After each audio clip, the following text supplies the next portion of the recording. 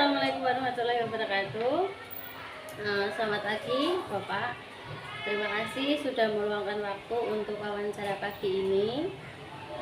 Di sini saya ingin bertanya tentang pengalaman Bapak dalam mengambil keputusan di sekolah, khususnya yang melibatkan dilema etika. Boleh saya mulai dengan pertanyaan pertama?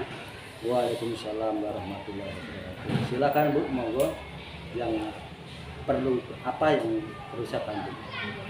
Pertanyaan pertama, bagaimana Bapak bisa mengidentifikasi kalau suatu kasus itu merupakan dilema etika atau rujukan moral? Yang paling jelas terlihat adalah ketika ada dua nilai kebijakan yang sama penting tapi saling bertentangan. Misalnya ada kepentingan siswa yang berhadapan dengan kepentingan guru atau orang tua. Nah, di situ tidak ada yang salah.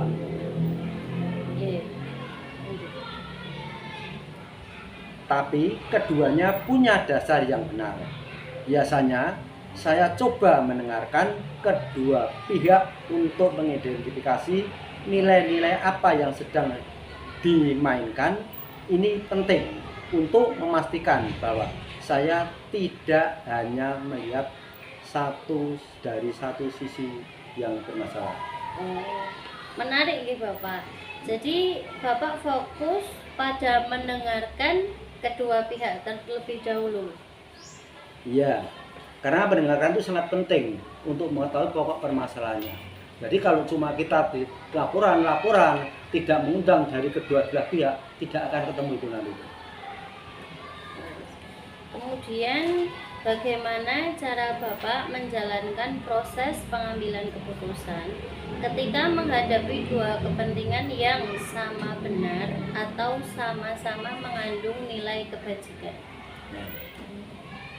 Saya lebih jelas melihat sama yang mana yang benar-benar dilema dan mana yang hanya masalah administratif. Terus caranya bagaimana Bapak? Bagaimana Bapak menjalankan proses pengambilan keputusan ketika menghadapi dua kepentingan yang sama-sama benar atau sama-sama mengandung nilai kebajikan? Dalam kasus seperti itu, saya selalu mendahulukan dialog antara dua belah pihak.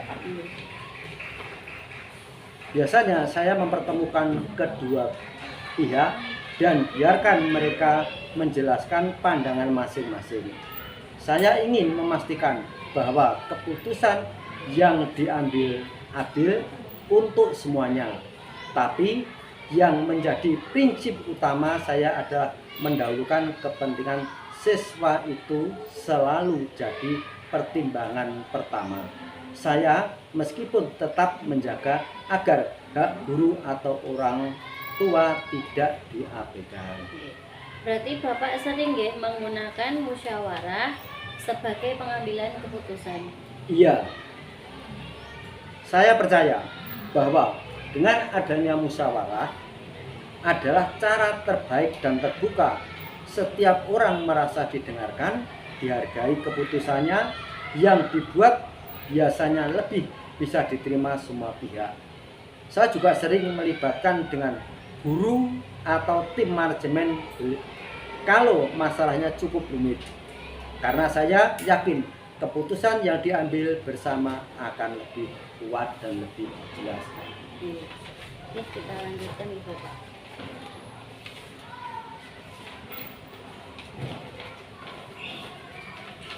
Langkah-langkah apa yang biasanya Bapak lakukan ketika menghadapi dilema etika? Langkah yang pertama, saya kumpulkan informasi sebanyak mungkin.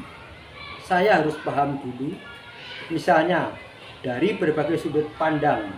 Setelah itu, saya refleksikan masalah tersebut dengan visi dan nilai-nilai yang dianut sekolah seperti keadilan dan kesejahteraan siswa. Jika diperlukan, saya diskusi dengan tim manajemen untuk mendapatkan masukan lebih lanjut sebelum mengambil keputusan akhir. Ya, langkah yang sangat sistematis ya Bapak ini.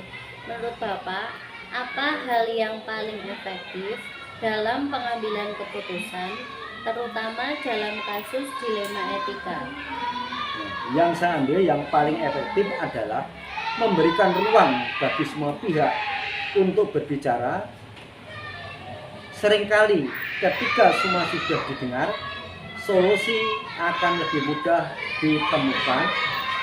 Saya juga mencoba tidak terburu-buru dalam mengambil keputusan, kecuali kasusnya sangat mendesak. Transparansi juga penting, semua pihak harus tahu alasan dibalik keputusan yang diambil. Jadi mereka bisa menerima meskipun mungkin tidak sesuai harapannya. Berarti dari obrolan kita tadi, menurut Bapak, transparansi dan mendengarkan adalah kunci ya Pak ya? Ya, betul sekali Bu. Transparansi membuat prosesnya lebih mudah diterima oleh semua pihak. Namun tentu saja ada tantangannya ya Bapak ya. Menurut Bapak, apa saja tantangan yang sering Bapak hadapi dalam pengambilan keputusan, terutama pada kasus-kasus dilema etika? Oh iya Bu, kalau tantangannya banyak sekali Bu, karena di lingkungan kita ini kan banyak sekali permasalahan yang harus kita hadapi. Tantangannya banyak sekali. Satunya adalah ketika nilai-nilai yang saling bertentangan sama-sama kuat. Misalnya ada guru yang merasa bahan kerja terlalu berat, tapi di sisi lain siswa membutuhkan perhatian lebih. Dalam situasi seperti ini, saya harus benar-benar hati-hati agar keputusan yang diambil tidak merugikan salah satu pihak.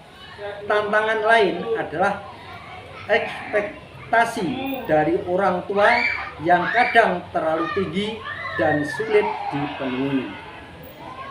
Kemudian bagaimana biasanya Bapak menyelesaikan dilema seperti itu? Apakah Bapak memiliki jadwal atau prosedur tertentu? Oh tidak Bu, saya tidak memiliki jadwal tertentu. Pasti karena setiap kasus berbeda-beda. Kalau masalahnya mendesak, saya akan langsung menanganinya. Tapi kalau situasinya lebih kompleks, saya akan meluangkan waktu untuk mendiskusikan dengan tim sebelum mengambil keputusan. Jadi tergantung situasi dan kondisinya Pak. Berarti tetap fleksibel ya Bapak ya. Kemudian adakah pihak lain atau faktor tertentu yang biasanya membantu Bapak dalam pengambilan keputusan? Ada Bu, dukungan dari tim manajemen dan guru-guru sangat membantu untuk tugas kita. Mereka sering memberikan perspektif yang berbeda dan membantu melihat masalah dari sudut pandang lain. Selain itu, saya juga sering berkonsultasi dengan kepala sekolah lain yang mungkin pernah mengalami masalah yang sama. Berarti memang antar kepala sekolah juga kadang ngobrol nih Bapak Iya, menyelesaikan masalah ini. Ini pertanyaan terakhir nih Bapak. Dari semua pengalaman ini, pelajaran apa yang paling berharga bagi Bapak dalam pengambilan keputusan kasus dilema etika? Yang paling berharga bagi saya adalah kunci utama adalah kesabaran dan kemampuan untuk tetap tenang. Dalam situasi dilema etika, penting sekali untuk tidak gegabah. Saya juga belajar bahwa kita harus selalu kembali ke nilai-nilai dasar yang kita pegang. Dan jangan pernah ragu untuk meminta pendapat dari orang lain. Mengambil keputusan yang baik bukan hanya soal memilih mana yang benar, tapi juga tentang menjaga hubungan dan menciptakan lingkungan yang mendukung di sekolah kita ini. Wah, luar biasa sekali nih Bapak. Itu tadi beberapa pertanyaan seputar Bapak menyelesaikan kasus di Lembaga Etika. Terima kasih banyak saya ucapkan untuk waktu dan pengalaman serta wawasan yang Bapak berikan. Saya sangat menghargai setiap jawaban yang Bapak sampaikan. Semoga menjadi motivasi juga, pembelajaran juga untuk kami sebagai guru-guru muda. Sama-sama Bu, sama senang. Ya, kita saling doa aja. Semoga semua permasalahan tidak terlanjur-lanjur dan kita bisa menjalankan dengan baik di sekolah kita. Amin.